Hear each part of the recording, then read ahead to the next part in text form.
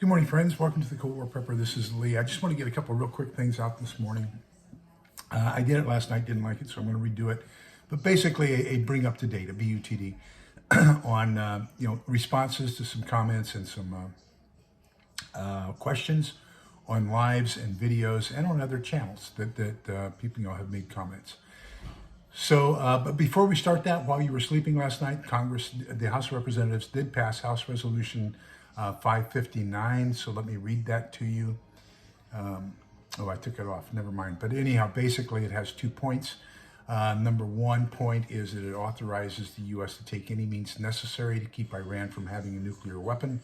And number 2, it authorizes our allies and friends to do anything necessary to keep Iran from having a nuclear weapon. So that's going to be exciting. That's basically the same type of military action authorization that Putin got from the Duma before he moved into Ukraine. So we're using the same kind of philosophy towards Iran. Let's get into some questions and comments and things that we've had happen on the channel, on other people's channels about me and other things. Just kind of where I am. Remember, I've been doing this. I was influenced by my next door neighbor who was the civil defense warden in El Paso during the Cuban Missile Crisis, and he built a cinder block blast shelter, fallout shelter in his backyard. So at the ripe age of 12 is how I got into prepping, and have been doing that ever since. Now, you'll see different things happen along a progression. I've learned some bad things. I've made some mistakes. I've learned some good things. Thank you for your comments, questions, and everything else, because sometimes it causes me to rethink how I'm doing things, and sometimes, it just causes me to have to answer questions to say, I do things a little bit different than most. Doesn't mean I'm right, doesn't mean I'm wrong. I just want to tell you how I'm doing it. I will never tell you you're wrong for doing something. As long as you have a valid reason behind it, then, what's right for you is right for you. That's whether it be religion, love, money, politics, I don't care. As long as you can rationalize what you're doing and you have a good way of thinking it out, that's good for you. So number 1, did a video, a haul video here a couple weeks ago, and I put in that I bought some pig bullets. So I have a 308, a Ruger Gunsight Scout bolt action. Have a low vision scope on it because pigs are mostly the feral hogs are mostly active at dawn and dusk. So I have a low light scope on it, and that's what I use to go pig hunting. I bought a box of 308 ammunition for that, and somebody put in the comment, I have enough ammunition, I don't need any more. Okay, great, I don't. One thing that I've learned since 1962 is I don't have enough of anything. I want more ammo, I want more medicine, I want more water, I want more food, I want more money, I want more friends, I want more people in my group to help us survive together. I want better communications, I want more communications. I'm not satisfied with anything I have as far as prepping. And I've been prepping for quite a while. Number 2, somebody said, hey, some of the stuff that you show is out of date. Well, I kind of got into a bad habit, some of you might think, back in the early 80s when I was at Goodfellow Air Force Base as an instructor. I got these 5-gallon buckets of pinto beans and rice and lentils and all that kinds of stuff. And then I would put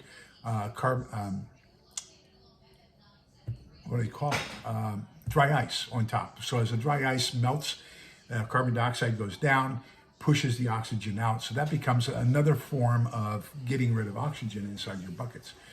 Then I would seal it once the dry ice had melted, and I put a date on the date that I sealed it. So in 1980, I got in the habit of whenever I put something into storage, I put the date that I put it into storage. So what you're seeing on the cans and things that I show in a lot of my videos is not the day it expires, but the day I put it into storage, the day I acquired it. Number 3, why did I buy the GQ Geiger counter on Amazon instead of KI4U's website and get the CDV 715 or 717? Those are phenomenal pieces of equipment. They're rugged, basically blast proof. They're EMP proof. They are government designed. They were everything we had in our shelters back in the 60s and 70s. Probably the best equipment to have out there. And of course, when you're talking about the best equipment to have out there, it also has the best price.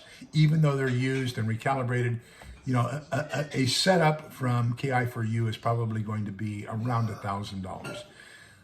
On the other hand, I can get a GQ Geiger counter that do approximately the same thing. It's going to be less than 100.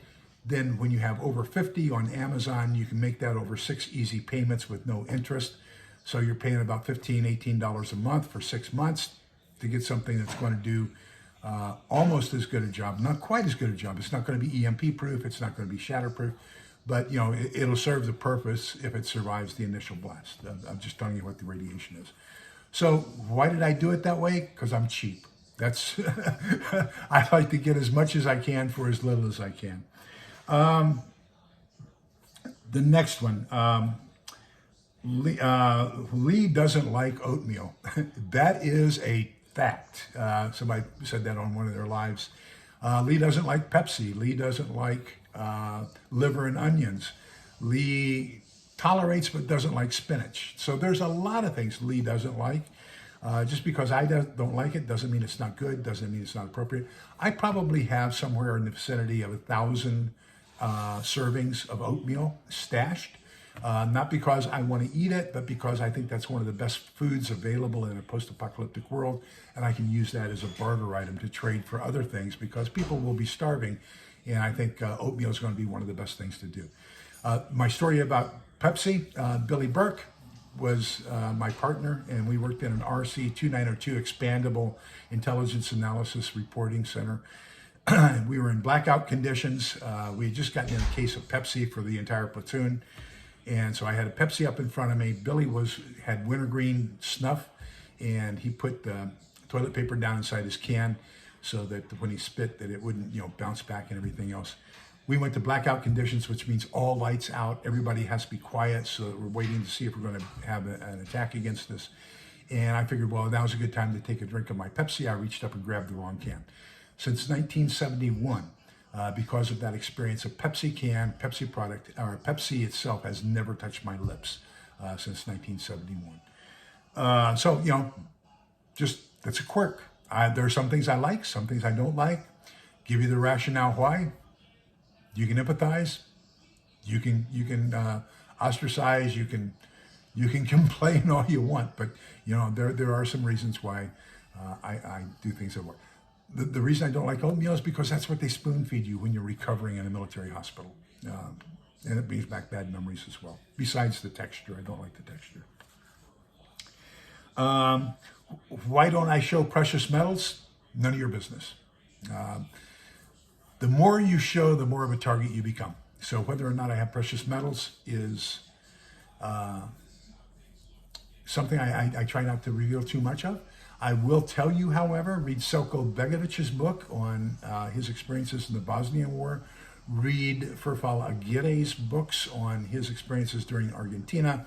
Read Venezuelan Prepper's articles and vlog about his experience in Venezuela, and you will understand. And read the stories about the people who escaped Nazi Germany in World War II. And having precious metals, chains of gold, rings, everything else, has always been one of those things that has been extremely important to have during a collapse. And so I'll just leave it at that, and you can surmise from there. So then the next one is, and I'll close with this one, Lee buys individual cans and I prefer to buy cases. Well, let me tell you why Lee buys individual cans instead of cases, although I have bought 2 cases of things. I bought a case of Wolf brand chili without beans at Sam's. It was on a fantastic sale. And I bought a can of pinto beans, canned pinto beans at Sam's, same sale. So for the 2 of those, 2 cases, I got those for just about the same price as a case of chili originally. So I got chili and beans, a full case. I think it was 20 cans per case. So I have bought some cases. However, they're still on the floor in my pantry room because I haven't cleared out enough aisle space on my shelving to take those cans out of the cases and put them up on the shelves, okay? So here are the reasons why I don't normally do cases. Number 1, you've got 20 cases or 12 cases, or I'm sorry, 20 cans or 12 cans to a case. odd sizes don't fit on shelving too well, okay? Number two, if you're going to stockpile more than one case, you stack them on top of each other. When do you, or how do you rotate the cases, okay? Number three, when do you rotate the case? When the case is down a quarter, a half, a third, 3/4? When do you pull that case out and say, okay, it's time to get a new case to replace it? My cases, when I get a case, what I do is I take the cans out of the case when I have enough room on the shelving and replace individual cans, okay? So the next one is about variety. So let's say I get a 20-can case of chili, okay? Now I have 20 cans of chili. On the other hand, with my method, I could get 2 cans of chili, 2 cans of corned beef hash, 2 cans of diced ham, 2 cans of each of the major vegetables, 2 cans of each of the major fruits. Now I have a variety to choose from and a whole meal in comparison to just having 20 cans of chili. So those are my thought processes. Just call me a crazy old man, okay? So remember that we're all in this together so we can come out the other side together. Please be kind, polite, and respectful to each other because togetherness is the key. Take care. Bye-bye.